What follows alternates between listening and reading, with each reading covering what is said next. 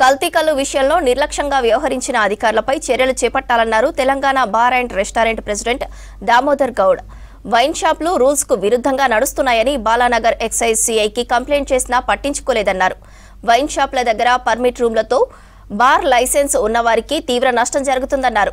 Belt షాపులపైన excise అధికారులు చర్యలు చేపట్టడం లేదని ఆరోపించారు దామోదర్ గౌడ్.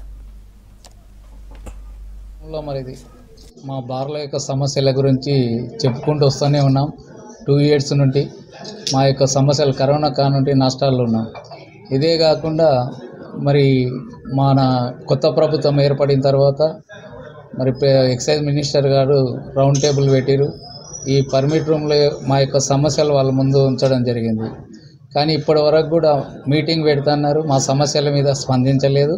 ముఖ్యంగా ఏంటంటే బార్లు నష్టపోవడానికి కారణం ఏంటంటే హైదరాబాద్లో ఒక వైన్ షాప్ టైమింగు అన్ని జిల్లాల్లో మరి 10 గంటల వరకు ఉంది, మార్నింగ్ 11 to 10 వరకు ఉంది. హైదరాబాద్లో 10 to 10 వరకు ఉంది కాబట్టి 10 to 11 వరకు ఉంది కాబట్టి అన్ని జిల్లాల్లో ఉన్నట్టుగా 10 గంటల వరకు చేయమని చెప్పడం జరిగింది. ఇప్పుడైనా ఏంటంటే ఈ యొక్క బాలనగర్ సిఐ గారిని మరి ఇక్కడ మేము ఎన్నోసార్లు రిప్రజెంటేషన్ ఇవ్వడం జరిగింది.